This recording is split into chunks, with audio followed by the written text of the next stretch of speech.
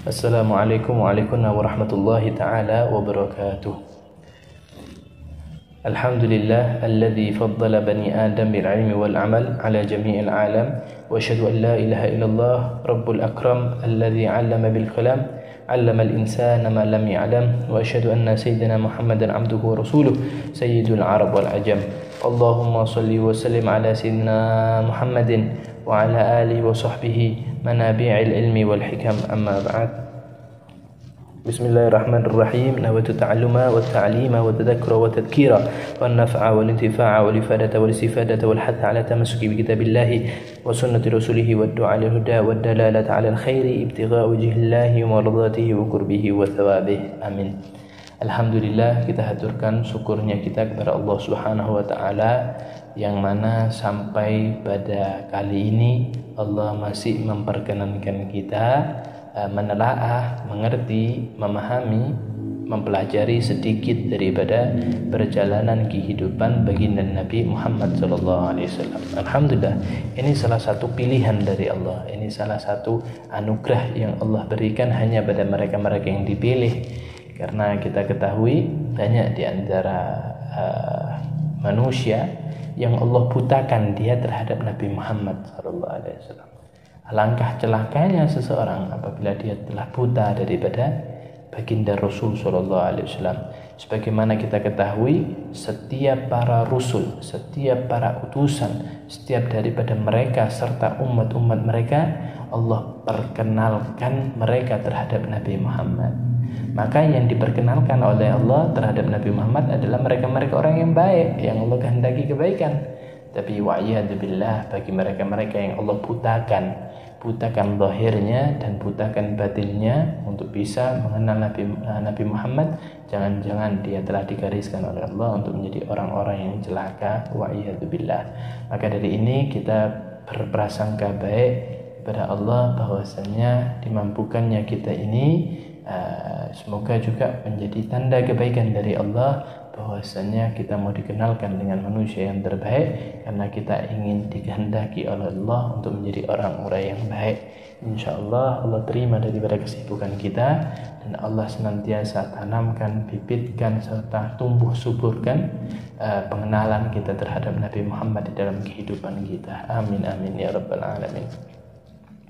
Ya, melangkah pada bab selanjutnya, yaitu senjata-senjata baginda Rasul. Tentu di sini banyak bab-bab yang berkaitan dengan senjatanya beliau yang disusun ringkas oleh Abu Ya Muhammad Al-Maliki rahimahullah wa nafa'ana bihi wa bi'ulumihi wa bi asrari fid dharaini dalam kitabnya beliau Tarihul Hawadits wal Ahwalin Nabawiyah.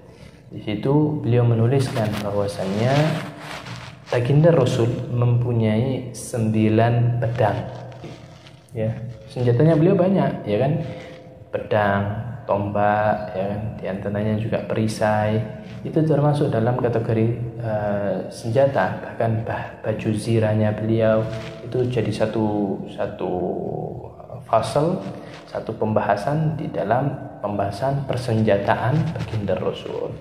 Nah, yang pertama yang kita diperkenalkan oleh Abu Ya Muhammad Al-Maliki bahwasannya baginda Rasul ini punya 9 pedang. Dan seperti yang kita ketahui, Nabi ini suka memberikan nama terhadap benda-benda beliau atau terkadang juga pada hewan-hewan peliharaan beliau. Bahkan gak sedikit daripada para sahabat yang memiliki nama-nama panggilan khusus yang Nabi berikan kepada mereka. Seperti Sayyidina Ali dipanggil oleh Nabi ya Aba Turab. Seperti juga Abdurrahman bin Sakhr, ya, kita kenalnya Abu Hurairah. Jadi banyak di antara kalangan sahabat-sahabat ini memiliki panggilan-panggilan khusus yang memang Nabi memberikan nama terhadap mereka. Dan kalau kita lihat memang banyak di antara mereka ini yang dapat nama, dapat panggilan karena ada ciri khas yang menempel pada mereka. Di antaranya Sayyidina Ali, kenapa kok dipanggil ya Aba Turab, wahai bapaknya tanah?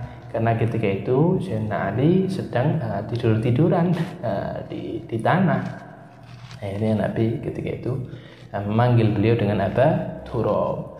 Sayyidina Abdurrahman bin Sakhr, seorang sahabat yang suka senang dengan seekor kucing, akhirnya dipanggil dengan Abu Hurairah, ayahnya para kucing. Ya, ini tapi kalau yang julukin Nabi ya kebanggaan buat mereka. Walaupun secara lafziah seakan-akan penuh pertanyaan, kenapa abahnya tanah, abahnya kucing, tapi kalau ini keluarnya daripada mulut baginda Rasul, maka yang dipanggil dengan panggilan-panggilan khusus itu berbangga diri. Alhamdulillah saya punya nama khusus dari Nabi Muhammad sallallahu alaihi wasallam. Nah, seperti itu tadi kita mengenal bahwasanya Nabi ini suka memberikan nama-nama terhadap barang-barang beliau, di antaranya juga pedang-pedangnya beliau. Itu punya nama-nama tersendiri, di antaranya yang pertama Ma'thur. Nah, ini pedang pertamanya Nabi Muhammad. Kemudian Nabi juga punya pedang namanya Dzulfiqar, yang mana beliau dapatkan ini dari ghanimah, harta rampasan perang dari perang Badar. Yang mana pedang tersebut berasal daripada Bani Hajjat As-Sahmin. Pernah Nabi SAW ini bermimpi, dalam mimpinya melihat Dzulfiqar ini memiliki retakan, yang mana takwilan dari mimpi beliau itu adalah pertanda bahwasanya akan ada kekalahan daripada peperangan yang dilangsungkan oleh kaum muslimin, yaitu ketika perang Uhud. Jadi Allah memberikan gambaran, Allah memberikan kabar kepada Nabi melewati mimpinya baginda Rasul sallallahu alaihi wasallam. Selanjutnya beliau juga punya pedang bernama Badar. Ya, Badar dinamakan Badar karena dia mudah untuk memotong. Kemudian Hasfu, pedang beliau yang keempat namanya Hats, yang mana julukan tersebut diberikan karena dia memiliki sifat di mana al-maut, ya, kematian. Mungkin karena wallah alam ya, kenapa kok dikatakan oleh Abu Muhammad Maliki al-hasfu itu yaitu kematian. Entah karena pedang ini tidak diletakkan pada satu kejadian kecuali akan berujung kepada kematian atau bagaimana, wallah alam, tapi ciri khasnya demikian. Kemudian ada juga namanya qati', pemotong ya, pemisah, pemotong. Kemudian juga yang keenam ada namanya pedang beliau Rusub, yang mana nama ini disandarkan kepada pedang tersebut karena mantapnya pedang. Ya kan, kita ketahui pedang ini memiliki ciri khas masing-masing. Di antara mereka ada yang ringan, ada yang berat, kemudian ada yang enak digenggam, kemudian ada yang lincah, kemudian ada yang proporsional, nikmat, pegangannya itu pas gitu. Nah, di antara yang paling enak pegangannya ya Rusub ini. Kemudian al-adbu, nah, ini salah satu pedang yang nomor 7 yang diberikan oleh Sa'ad bin Ubadah. Kemudian ada juga pedangnya beliau yang dinamakan al-Ghadib. Ghadib ini kalau kita lihat dalam segi bahasa ya maknanya ranting gitu, atau kayu ranting gitu. Kenapa kok dinamakan al-Ghadib? Karena dia ringan, enak gitu, bawaannya ringan.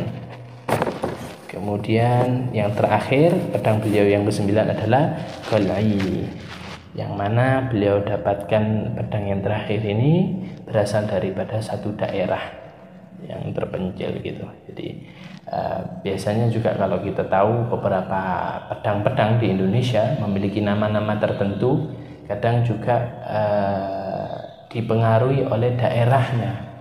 Seperti kita mengenal samurai. Nah, ini jenis pedang gimana? Oh, dari Jepang. Juga al-Qal'i ini demikian gitu. Salah satu jenis pedang yang dikenal dari salah satu jenis daerah. Kemudian sahabat beliau Sayyidina Anas bin Malik, beliau mengatakan pedang-pedangnya Nabi ini rata-rata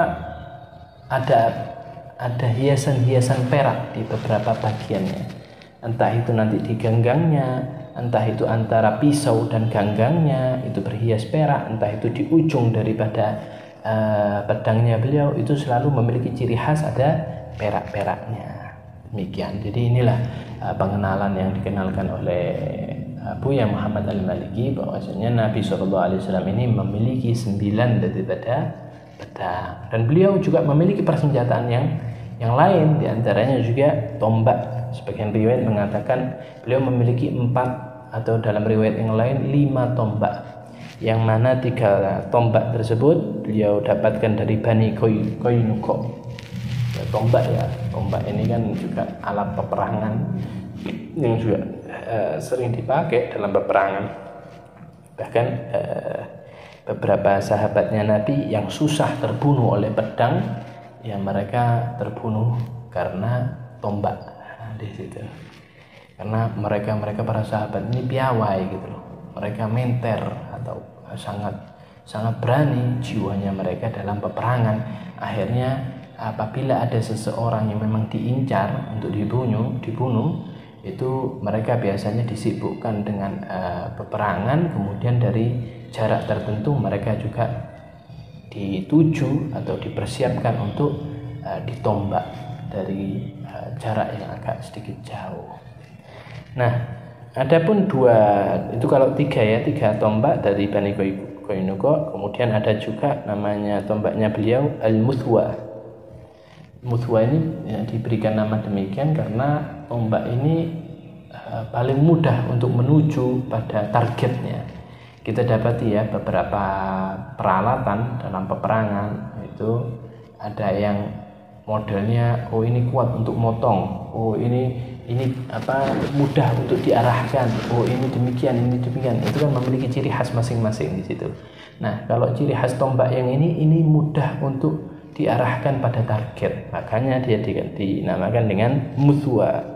Selanjutnya ada juga Al-Musni. Nah, tombak beliau yang juga dinamakan Al-Musni. Adapun sebagian yang tadi, yang 3 tersebut tidak diberikan nama.